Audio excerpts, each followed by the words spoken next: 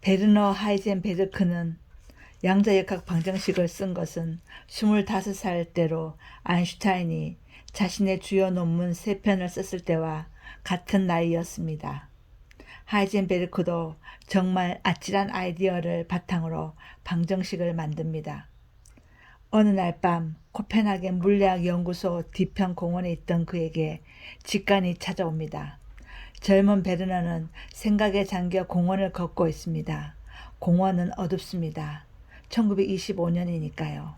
흐릿한 가로등 몇 개만 여기저기 작은 빛의 웅덩이를 만들고 있을 뿐입니다. 빛의 방울들 사이에는 넓은 어둠의 공간이 펼쳐져 있습니다. 갑자기 하이젠베르크는 한 사람이 지나가는 것을 봅니다. 사실은 지나가고 있는 가정의 사람을 본 것이 아닙니다. 그가 본 것은 한 사람이 한 가로등 아래에서 나타난 뒤 어둠 속으로 사라지고 이윽고 다른 가로등 아래에서 다시 나타나서는 또 다시 어둠 속으로 사라지는 모습입니다. 그렇게 계속해서 한 빛의 웅덩이에서 다른 빛의 웅덩이로 건너가다 밤의 어둠 속으로 사라져 버립니다. 하이젠베르크는 당연히 그 남자가 사라졌다가 다시 나타나는 것은 아니라고 생각합니다. 한 가로등 빛과 다른 가로등 빛 사이에 그 남자의 진짜 궤도를 상상으로 재구성할 수 있으니까요. 어쨌든 사람은 크고 무거운 물체이고 크고 무거운 물체는 그냥 나타났다가 사라졌다가 하지는 않는데 이런 크고 무거운 물체들은 사라지고 다시 나타나고 하지 않지. 하지만 전자에 관해서는 무엇을 알지? 그의 머릿속이 번쩍합니다. 만일 전자 같은 작은 물체들에서는 이 당연함이 더 이상 들어맞지 않는다면? 만일 실제로 전자가 사라지고 다시 나타나고 할 수 있다면? 만일 원자의 스펙트럼 구조의 근저에 이러한 신비로운 양자 도약이 있는 것이라면? 만일 다른 무언가와 어떤 상호작용을 하고 또 다른 상호작용을 할 때 그 사이에 전자는 말 그대로 어디에도 있지 않는 거라면? 만일 전자가 다른 무언가가 상호작용할 때 충돌할 때에만 나타나는 무언가라면? 그리고 한 상호작용과 다른 상호작용 사이에는 그 어떤 정확한 위치도 갖지 않는다면? 만일 언제나 정확한 위치를 갖는다는 것은 방금 어둠 속에서 유령처럼 나타났다가 밤 속으로 사라져 버렸던 사람에게 충분히 크고 무거운 물체에게만 있는 것이라면 아마도 20대 때나 그런 망상을 진지하게 받아들이고 그런 것이 세계에 대한 이론이 된다고 믿을 수 있을 겁니다. 그리고 자연의 깊은 구조를 이런 식으로 남들보다 더 잘 이해하려면 어쩌면 우리도 20대가 되어야만 할 것입니다. 시간이 모든 사람에게 똑같이 흐르지 않는다는 것을 아인슈타인이 깨달았던 것이 20대였던 덴마크의 그날 밤 하이젠베르크도 그랬습니다. 어쩌면 30이 넘고 나면 더 이상 자신의 직감을 믿을 수 없는 것일지도. 하이젠베르크는 흥분에 차서 집으로 돌아와 계산에 몰두합니다. 얼마 뒤 그는 당황스러운 이론을 들고 나타납니다. 그것은 입자들의 움직임에 대한 근본적인 기술로서 이 이론에서는 입자들의 위치는 모든 순간 기술되지 않고 오직 특정 순간의 위치만 기술되는 것이었습니다.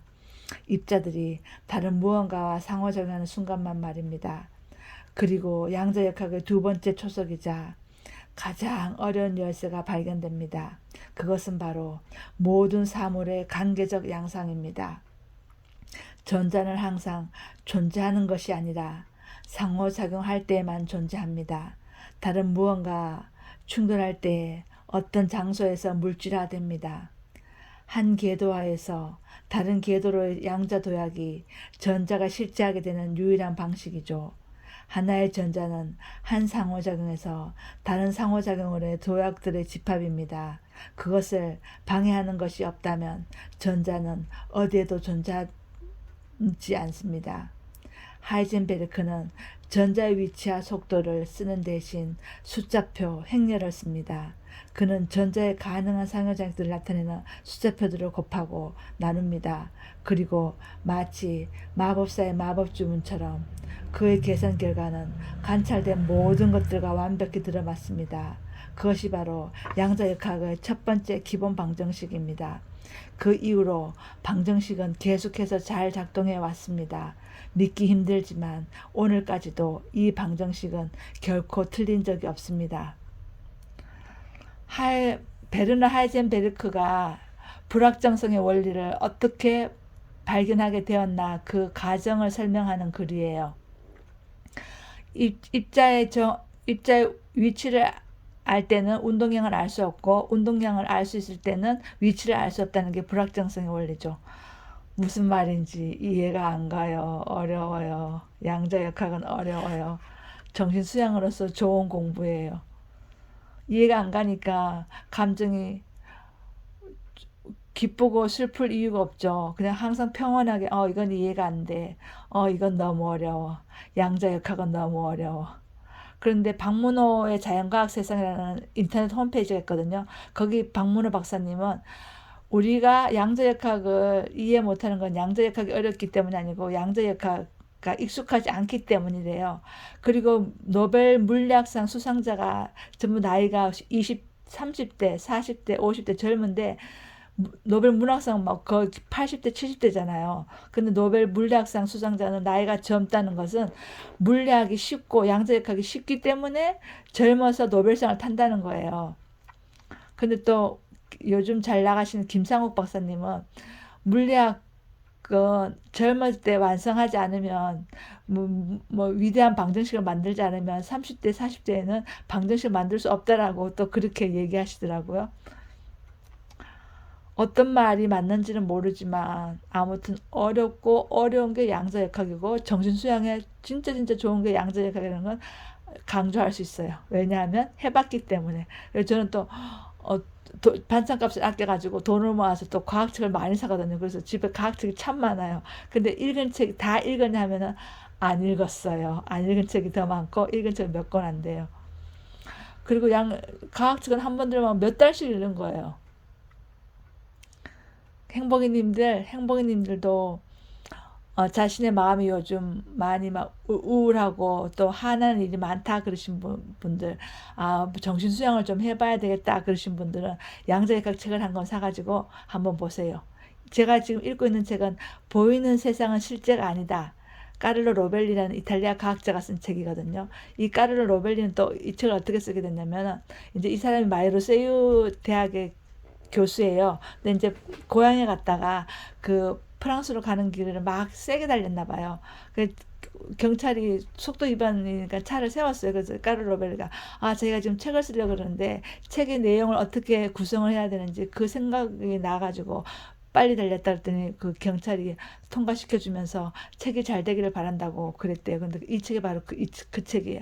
보이는 세상은 실제가 아니다. 보이는 세상이 실제가 아니면 뭐가 실제라는 건지 어려워요. 진짜 어려워요. 행복이님들 한번 읽어보세요. 그냥 서점에 가서 한번 빼서 한번 읽어보세요. 사지는 마시고요. 저는 이 책을 한번 다 읽고 또 두 번째 읽는데 두 번째도 반 이상 읽었거든요. 저는 좀 장점이 뭐냐면은 이해되지 않는 책도 끝까지 읽는다는 거예요. 좀 미련하죠. 그래도 궁금하니까 미련하게 계속 읽는 거예요. 이해 안 되니까 또 읽는 거예요. 이해 안 되니까 이해하고 싶어서.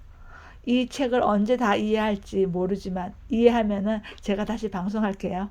행복이님들 사랑합니다.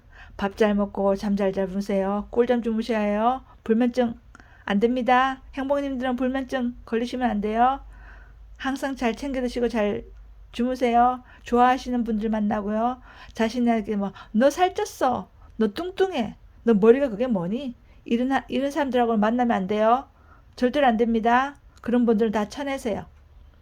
항상 자신이 세상의 중심이라고 생각하고 행복을 위해서 사세요.